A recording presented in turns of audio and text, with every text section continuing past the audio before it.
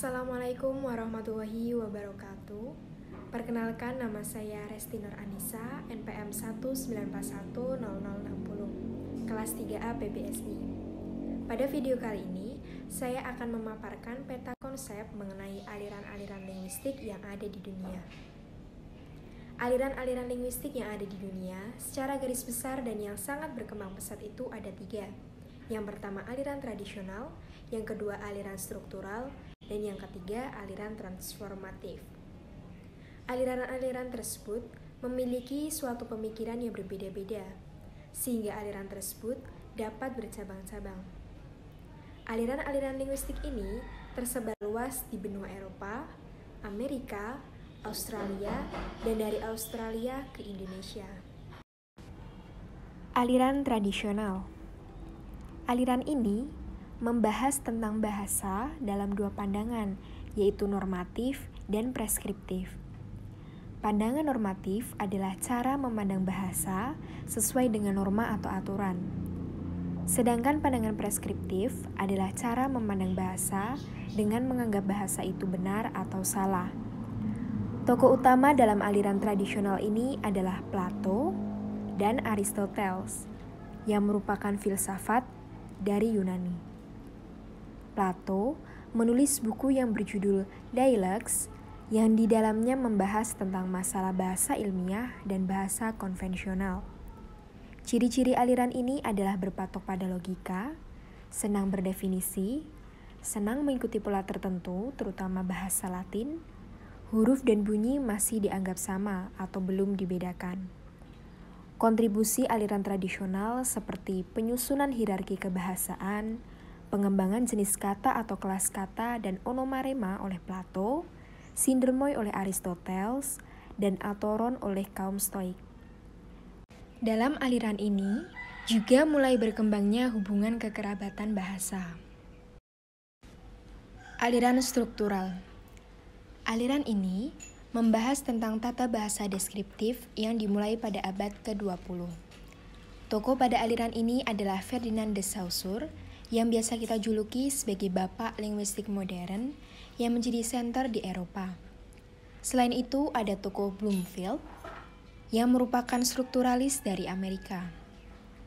Bloomfield menciptakan buku yang kerap dijuluki sebagai induk bahasa yang berjudul Langas. Dalam buku tersebut, beliau menjelaskan bahwa tata bahasa deskriptif adalah mendeskripsikan sesuatu secara sinkronik berdasarkan fakta dan data. Ciri-ciri dari aliran ini yaitu berlandaskan paham behavioristik. Bahasa itu merupakan kebiasaan, kegramatikalannya berdasarkan keumuman, dan analisis bahasa secara deskriptif. Kontribusi aliran struktural seperti membedakan langas, lang, dan parol, sistem tanda bahasa, membedakan sinkronik dan diakronik, level gramatikal diperbaiki secara rapi, pengklasifikasian kata, dan memberikan berbagai macam model analisis. Aliran struktural ini kemudian bercabang di Eropa, Amerika, Australia, dan Australia ke Indonesia. Di Eropa dibagi menjadi 2 aliran, yaitu 1. Aliran Praha atau Prague Circle.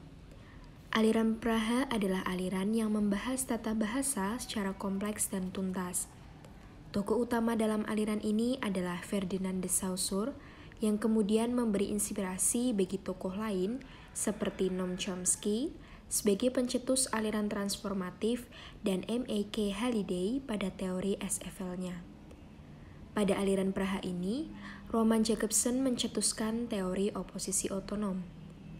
Ciri-ciri aliran Praha adalah hanya tertarik pada kajian bahasa secara sinkronik, mengadopsi konsep lang dan parol dari Saussure, dan mengkaji bahasa mulai dari unsur yang terkecil.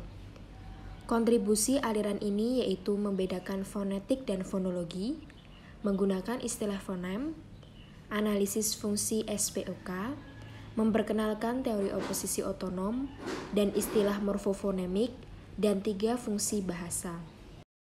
2. Aliran London. Aliran London adalah aliran yang membahas tata bahasa dilihat dari unsur sosial dan tata nilai sosial yang ada, yang berpengaruh terhadap stimulus respon. Tokoh utama aliran ini adalah John Rupert Furt, sehingga aliran ini sering disebut aliran Furt.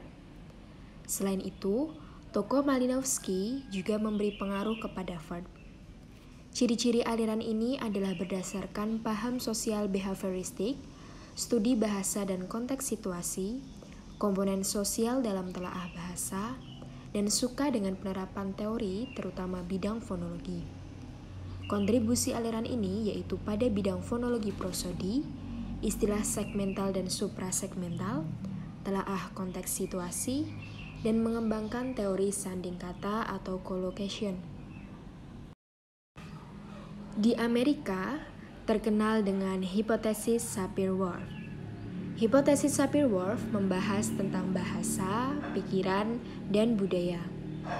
Hipotesis ini mempunyai dua isi, yaitu determinitas bahasa yang merupakan versi paling kuat dan relativitas bahasa yang merupakan versi lemah. Determinitas bahasa adalah struktur bahasa yang mempengaruhi atau menentukan jalan pikir penuturnya. Sedangkan relativitas bahasa itu mencerminkan cara berpikir penuturnya. Di Australia, terkenal dengan aliran Halliday atau Sydney Circle. Aliran Halliday adalah aliran yang terkenal dengan teori SFL atau Systemic Functional Linguistics yang dicetuskan oleh tokoh M.A.K. Halliday. Aliran ini adalah penerus dari aliran London. Buku yang booming dalam aliran ini adalah An Introduction to Functional Grammar pada tahun 1985. Teori SFL adalah teori tentang ilmu bahasa yang mengkaji pemilihan bentuk bahasa pada konteks penggunaannya. Ciri-ciri aliran ini adalah memerhatikan aspek sosial. Lang dan parol dipisahkan, bahasa dipandang dalam cermin penggunaan, dan tidak tertarik dengan kesemestaan bahasa, tetapi tertarik pada ciri dan variasi bahasa. Kontribusi aliran ini yaitu mengenalkan 7 fungsi bahasa, gradasi kegramatikalan, tataran dalam bahasa, dan membagi konteks budaya dan konteks sosial. Teori SFL inilah yang sangat berpengaruh dengan diangkatnya kurikulum 2013 sebagai pembelajaran yang berbasis teks di Indonesia. Aliran transformatif. Aliran transformatif adalah aliran yang membahas tata bahasa generatif dan tata bahasa konvensional dengan mendeskripsikan ciri-ciri kesemestaan bahasa. Tokoh utama dalam aliran ini adalah Avram Noam Chomsky yang menerbitkan buku pada tahun 1966 yang berjudul Topics in the Theory of Generative Grammar. Ciri-ciri aliran ini adalah berdasarkan paham mentalistik. Bahasa bersifat inet, kreatif, dan taat kaidah yang bertujuan mencari tata bahasa universal. Kontribusinya yaitu mengemukakan bahwa bahasa memiliki struktur dalam atau batin, deep structural, dan struktur luar atau permukaan, surface structure. Bahasa terdiri dari unsur competence dan performance, membedakan pemerolehan bahasa, pembelajaran bahasa, kalimat aktif dan transformasi, dan analisis kalimat menggunakan model pohon terbalik. Sekian yang dapat saya sampaikan. Mohon maaf atas kekurangan dan kesalahan yang kurang berkenan. Semoga informasi ini dapat bermanfaat bagi kita semua. Terima kasih. Wassalamualaikum warahmatullahi wabarakatuh.